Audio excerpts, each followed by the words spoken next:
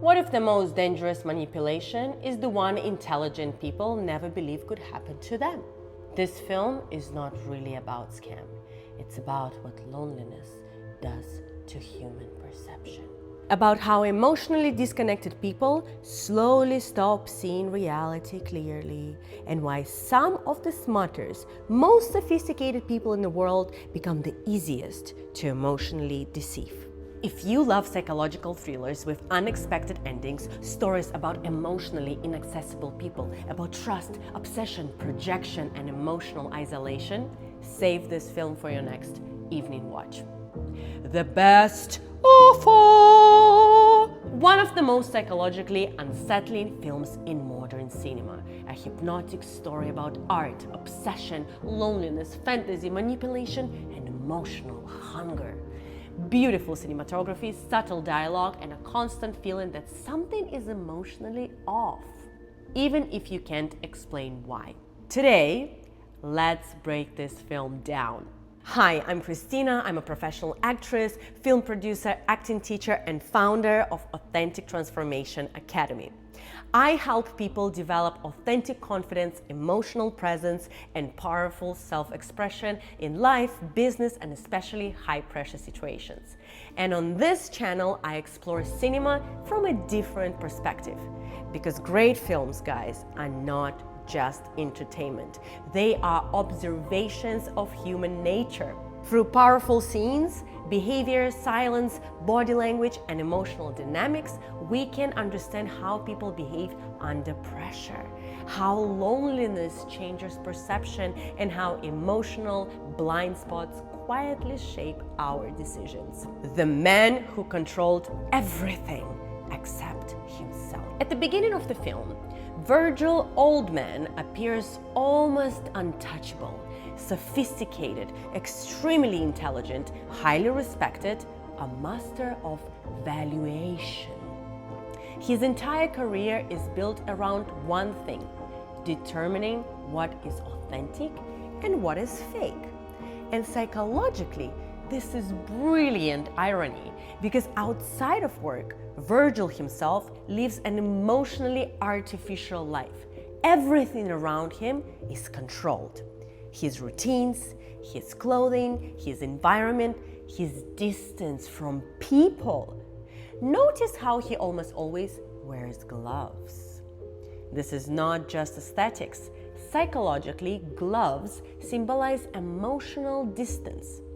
He touches priceless art but avoids direct human contact. And this is important because many emotionally defended people can interact with objects, status, systems, achievements, luxury, perfection, far easier than with intimacy. He doesn't touch others. He avoids vulnerability. He hides behind ritual, intellect, and control. And very often, hyper-control is not sophistication. It's fear. Fear of unpredictability, fear of emotional exposure, fear of being truly seen. Virgil built a life where nothing could emotionally destabilize him. But the problem is, when a person suppresses emotional vulnerability for too long, they don't become invulnerable. They become emotionally starving. And starvation changes perception. Emotionally isolated people often become highly susceptible to fantasy, projection, idealization, and emotional dependency. Because the psyche starts compensating for what was missing. And then Claire appears. Why Claire becomes an obsession? What makes Claire psychologically powerful is not only her beauty, it's absence, mystery, distance, inaccessibility. She hides behind doors, fragments, voices, tiny emotional signals.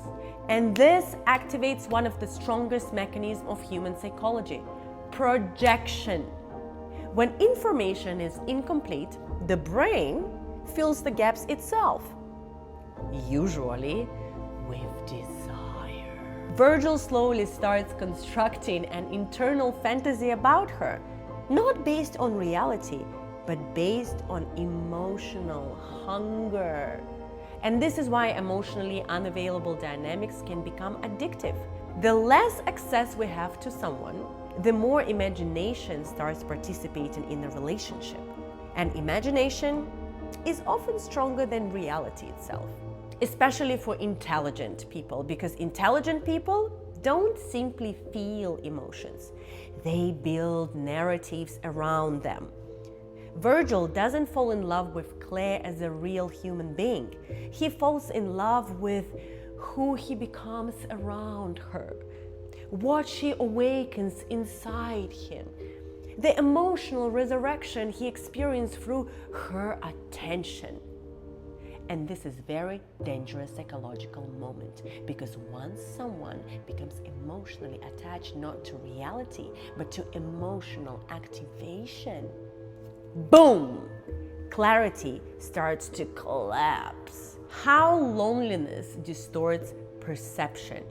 I think this is why this film feels so uncomfortable to watch, because most people believe manipulation only happens to naive people. But sometimes it happens exactly to those who spent years believing they are too smart, too controlled, too emotionally self-aware for it. And this is where the film becomes brilliant psychologically. Notice how Virgil slowly changes throughout the story. At the beginning, rigid posture, controlled breathing, mechanical routines, emotional detachment, cold precision. But as Claire enters his life, his nervous system starts changing, his body softens, his anticipation grows, his movement becomes less robotic, less controlled. For the first time in years, he starts behaving not like a robot, but like a human who wants to be loved.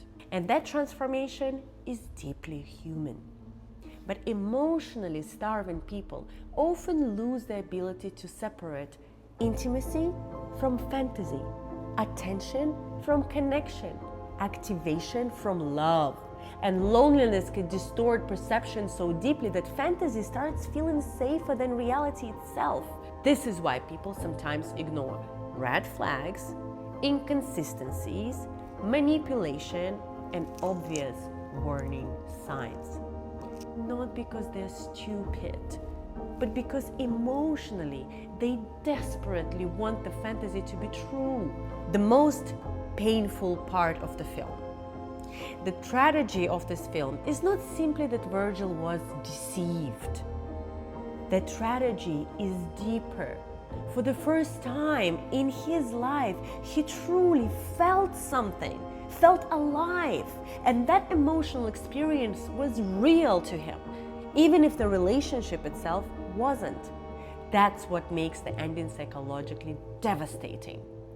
Most people focus only on the scam, but the real question is different. Why was he so vulnerable to it in the first place? And the answer is emotional isolation. A person can be financially intelligent, highly educated, socially respected, professionally very successful, and still emotionally unprepared for intimacy. In fact, many high-functioning people are, because achievement and emotional maturity are not the same thing. And the ending hurts not only because Virgil loses someone, it hurts because he's forced to confront something terrifying, that beneath all his sophistication, status, control, and intelligence, he was profoundly, emotionally lonely. And honestly, this is one of the reasons why in my work, I care so deeply about emotional awareness and authentic self-connection. Because people don't lose themselves emotionally like this overnight. It happens slowly, through suppression, performance, control, isolation, disconnection from the real emotions and unmet needs. And if this topic resonates with you, I'll leave information below about my upcoming offline training in Singapore, where we work not on performing confidence, but on rebuilding genuine connection with energy, emotions, body, breath, voice. Because real strength is not just intelligence, success, or control. It's the ability to truly feel yourself before unconscious emotional hunger starts shaping your decisions, relationships, and perception of reality. And this is why I love films like The Best Offer, because they reveal psychological mechanisms most people never consciously notice in real life. Projection, emotional hunger, idealization, manipulation through emotional mirroring, loneliness disguised as sophistication. All hidden inside a beautiful cinematic story. So now I want to ask you, do you think Virgil was truly deceived? Or was he finally confronted by his own emotional blindness? Write your thoughts in the comments below. And if you enjoy psychological film analysis, communication, human behavior, emotional dynamics, and deeper conversations about authenticity and self-expression, subscribe to this channel. I'll see you in the next episode, guys. Bye-bye.